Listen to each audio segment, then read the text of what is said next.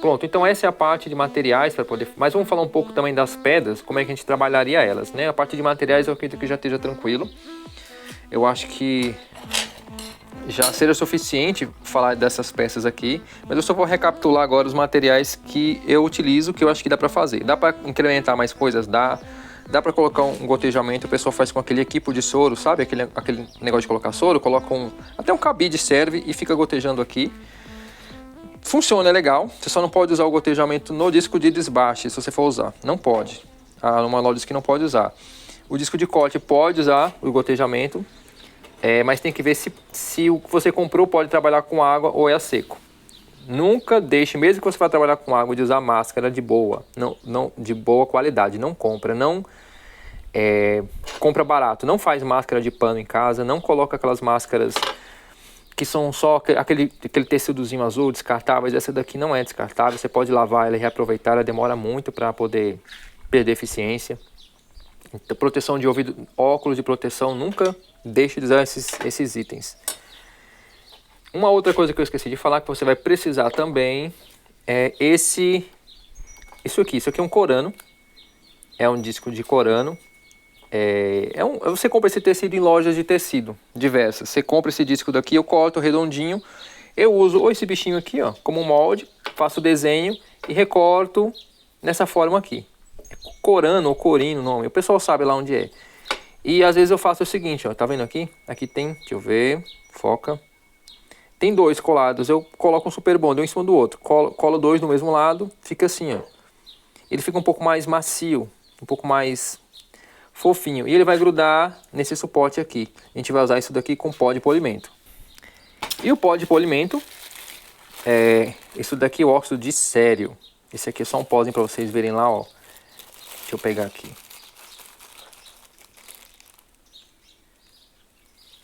Esse pozinho rosa concentrado, até sujou ali. Esse rosa suja muito. Eu achei esse outro aqui também. Não indico marcas porque eu não sei se essa marca ainda estou testando, se é boa. Mas eu comprei como concentrado, como óxido de sério concentrado. E ele é branquinho. Ele não é rosa como aquele ali. Olha lá. Ele tem uma cor mais normal. A gente vai molhar ele com água. Eu vou mostrar para vocês. Você vai colocar ele com água e vai colocar ele no disco. E para dar o polimento final. Sempre molhando. Então, gente, em relação a materiais, eu acho que já está tudo ok. Mais algumas coisas que a gente pode falar aqui de materiais para finalizar essa parte de materiais. Vamos só recapitular. Um potinho com água raso. Deixa eu tirar daqui porque que tem que ser raso. E vou falar disso aqui também.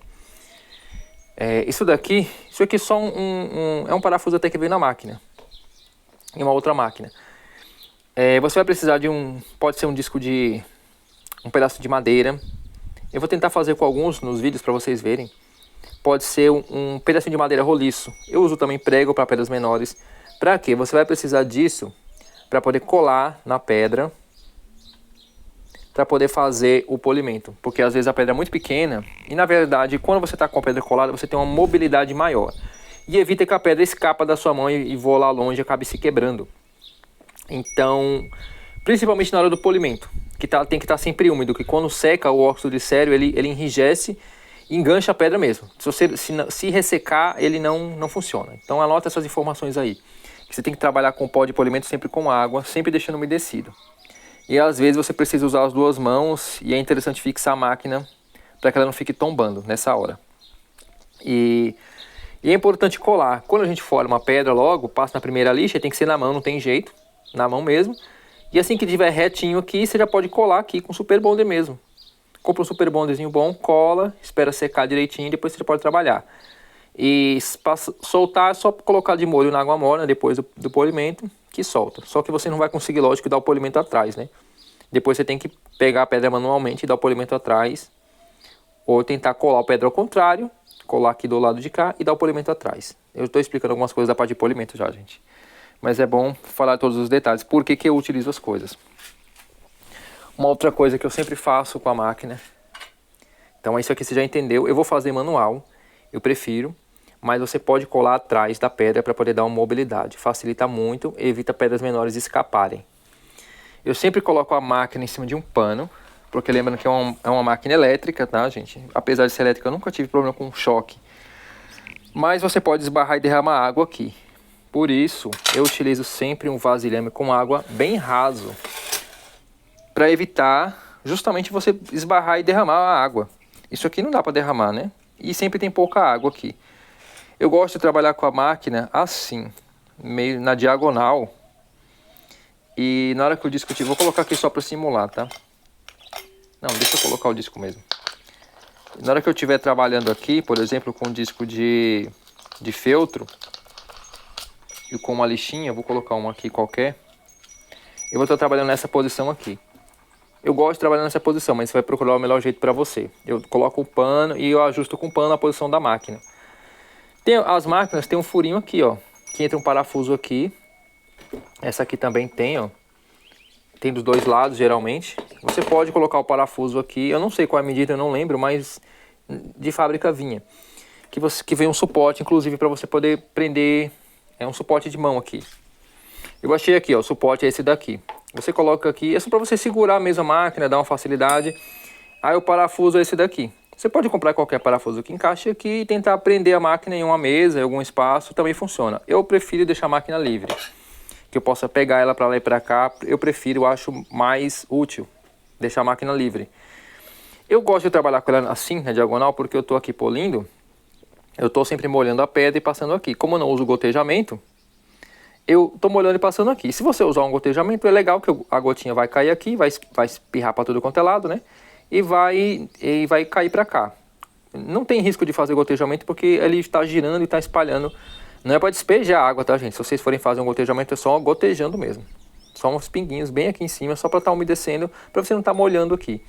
Eu prefiro estar molhando que eu estou sempre lavando a pedra, mas se você quiser fazer um lugar fixo, fazer um gotejamento, é uma ideia legal também. Bom, gente, eu estou falando todas essas coisas que não dá para falar, que a gente não dá para falar no canal, Pedras e Achados. São muitos detalhes que eu tenho que falar tudo porque muita gente pode ter dúvidas. Então a gente tem que tentar tirar o máximo de dúvidas de todo mundo, a respeito de todas as coisas, porque eu trabalho assim.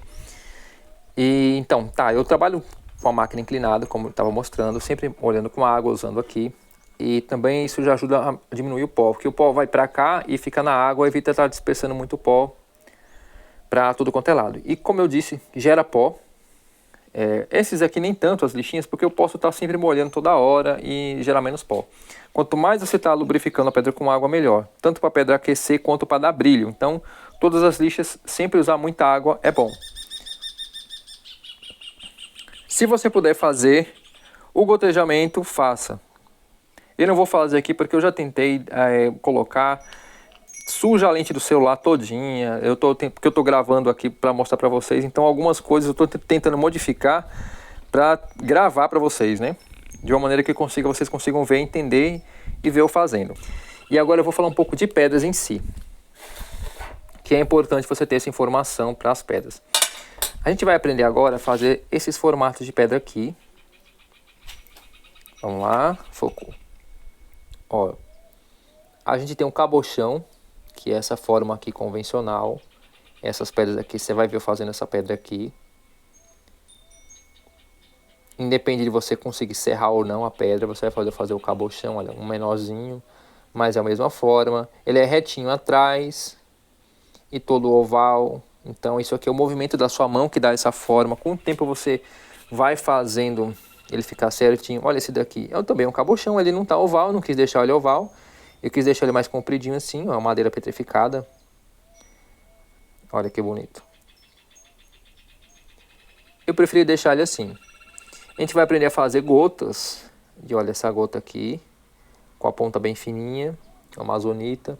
Essa aqui também é madeira petrificada, mas olha, são gotas, mas são diferentes, tá vendo?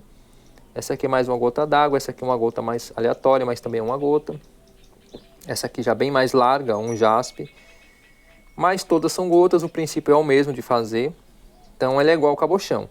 Reto atrás, todo oval pela frente. São formas mais básicas, mais fáceis de fazer. A gente vai fazer também o redondo. Essas pedrinhas redondas Esse aqui também é um jaspe redondo. É legal fazer redondo, que combina muito com alguns tipos de pedra. E o redondo, mesma coisa, ele é retinho atrás. Ele só dá um pouquinho mais de trabalho, que tem que ter mais cuidado. Para tentar deixar ele, não é redondo perfeito, mas é o máximo, pelo menos a gente não consegue ver visualmente que é redondo. Isso já é legal. E o cabochão quadrado. Ele é um cabochão. Ele é todo abaulado de todos os lados, olha só que ele é retinho atrás e quadrado. Olha esse aqui também. Madeira petrificada com opala. E também essa forma aqui, que é bem derivada das outras, que é o navete. Que ele pode ser mais magrinho. Ele é como um cabochão, olha, reto atrás. Esse aqui é bem grande, olha, reto. E aqui ele tem toda essa parte oval, ó. Basicamente essas são as principais formas, assim, bem comerciais de você fazer. Você pode inventar outras formas. Pode trabalhar formas livres, que é quando você não tem. Por exemplo, eu vou pegar uma outra peça aqui, olha, essa daqui. A forma livre é quando você não tem uma... Você quer aproveitar o desenho da peça. Então a forma que eu cortei e já fiz. Ela é uma gota, mas não é bem uma gota, é meio triângulo, é meio uma mistura. Quando você quer aproveitar um desenho que a pedra tem, não quer perder, é bem legal você trabalhar com formas livres. Ou então quando você tem uma pedra muito cara e você não quer perder para fazer ela ficar na forma que você quer. E aí já fica a dica que esse é um ponto que encarece bastante as pedras.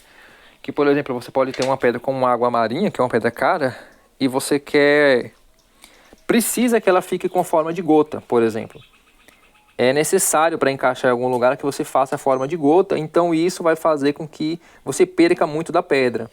E como você está perdendo da pedra, não tem como recuperar, lógico que você vai desperdiçar o tamanho dela.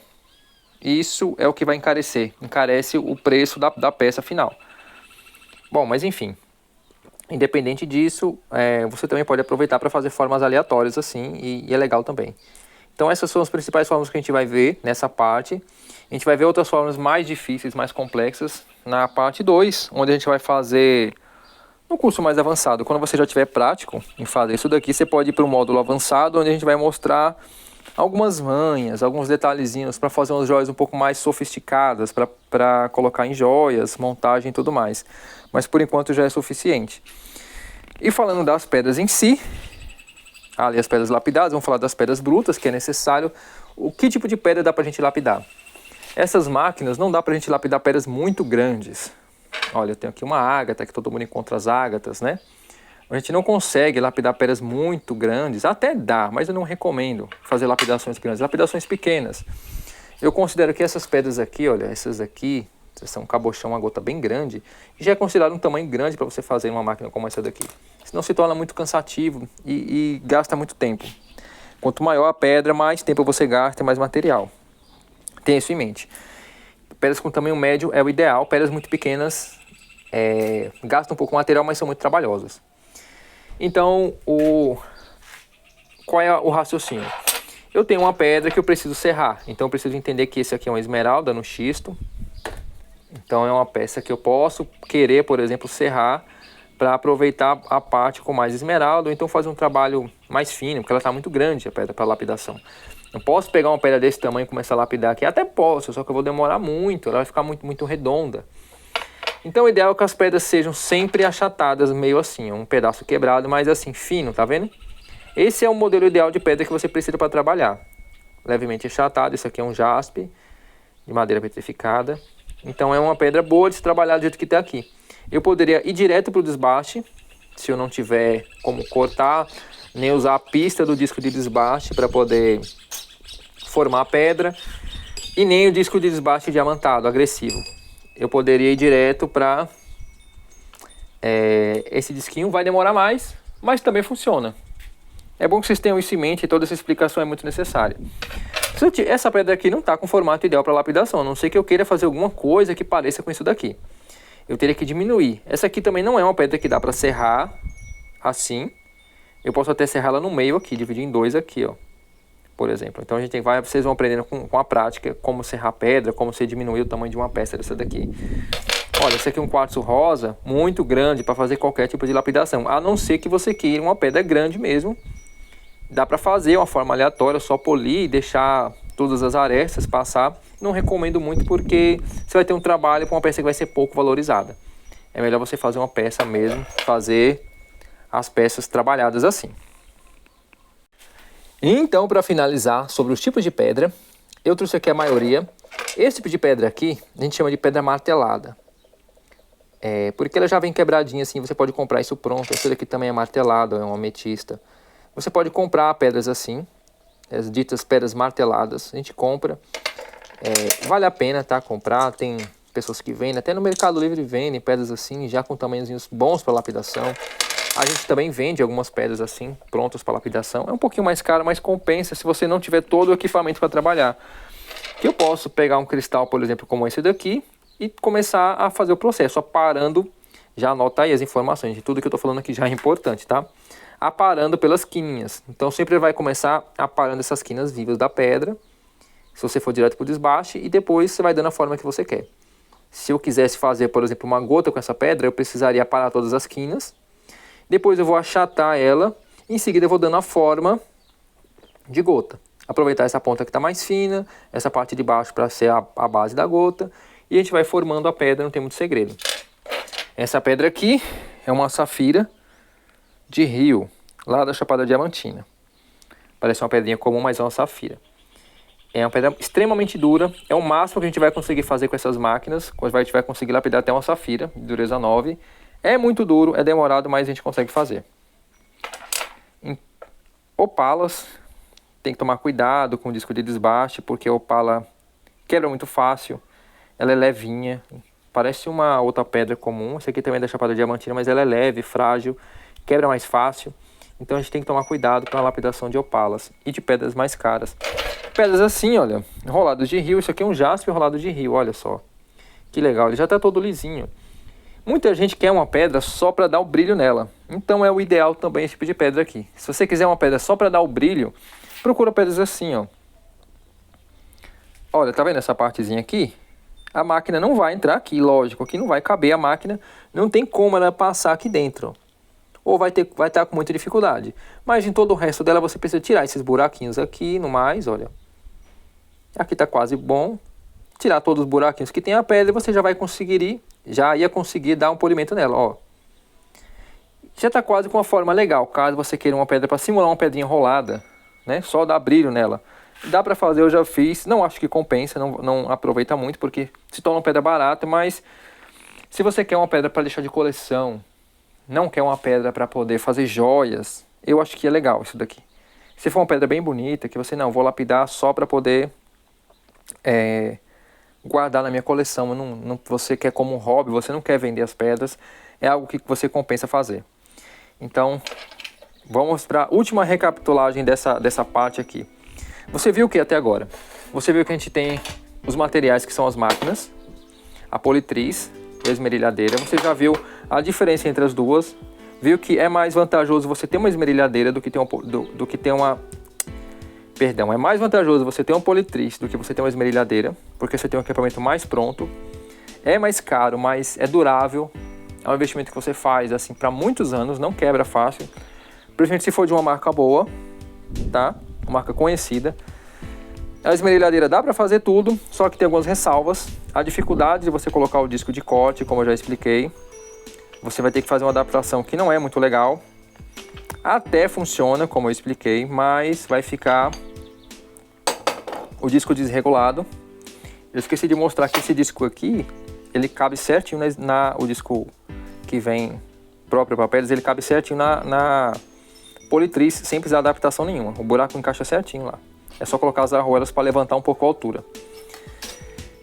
Você pode adaptar outros materiais, inclusive outros discos diferentes de corte, um pouco maiores, desde que você tome todo cuidado. Nunca comprar um disco segmentado, sempre discos lisos, como esses que eu estou usando aqui, que não tem perigo de você esbarrar a mão e cortar aqui. No máximo o que pode acontecer é queimar um pouquinho o dedo, porque o atrito esquenta o dedo. Essas pecinhas que vem com a politriz, a esmerilhadeira também. A esmerilhadeira também vem essa pecinha que é para você apertar o parafuso ali, aquela peça. Se você usar a esmerilhadeira, precisa comprar esse equipamento para poder controlar a velocidade dela. A velocidade... Não existe velocidade ideal, vocês vão ver isso, que depende muito do seu modo de trabalhar. Você pode começar com velocidade mais alta, você vai reduzindo a velocidade para começar a dar um acabamento melhor na pedra, isso é padrão. Você pode usar dopings para colar na pedra, pode usar, improvisar um parafuso, um prego com a ponta mais larga, como eu fiz esse aqui para pedrinhas pequenas, ou até um lápis você pode usar. A gente vai tentar fazer essa experiência com alguma coisa aqui para poder polir pedras menores e para evitar que a pedra escape da sua mão. Que acontece muito, tá? Às vezes você está terminando a pedra escapa da sua mão, cai lá no chão, quebra e você perde seu trabalho. Acontece, principalmente na hora do polimento final, que a pedra fica lisa. Você viu que você pode serrar a pedra, trabalhar com ela serrada, mas você pode adquirir ou procurar pedras, ou até tentar quebrar se não for cristais, para que elas fiquem com um tamanho mais adequado, mais achatado para polir. Não pode ser pedras muito gordinhas para poder dar polimento. Ela tem que ficar mais achatada possível para você conseguir dar um polimento legal. E se você não conseguir cortar, você vai precisar comprar cortada ou comprar uma outra máquina só para cortar a pedra de alguma forma, ou adquirir pedras assim, já com o tamanho ideal para serem trabalhadas para diminuir a perda. Você pode até fazer, mas você vai perder mais as peças, mas funciona também. Você viu que você não pode abrir mão dos equipamentos de proteção, máscaras, proteção no ouvido, proteção nos olhos, um vasilhame com água, um vasilhame baixo, tá? Que evite você esbarrar e derramar ele na máquina. Sempre o vasilhame baixinho assim, para que você trabalhe com a máquina sempre nessa posição. Eu gosto de colocar um pano para a máquina não ficar dançando para lá e para cá. E você viu também que você tem os parafusos que você pode fixar em algum lugar, deixar ela prender uma madeira, ser um pouco mais criativo aí e deixar ela presa. Eu prefiro deixar solta. E o pano também evita que a água fique gotejando aqui e molhe a máquina. Você pode enrolar essas fitas como eu fiz para proteger sua máquina, para não desgastar, desde que você nunca tape as entradas de ar da máquina. Isso você não pode fazer. Beleza, você já recapitulou. Então agora a gente vai, propriamente dito, para a parte de lapidação. E a gente vai explicando todos os outros detalhes ao redor, conforme os vídeos forem avançando, vocês vão aprendendo, para que vocês também sejam capazes de fazer todo tipo de pedra, todo tipo de forma de pedras, trabalharem, ganharem dinheiro com isso, ou então manter um hobby legal e muito interessante de se fazer, se você for deixar por hobby.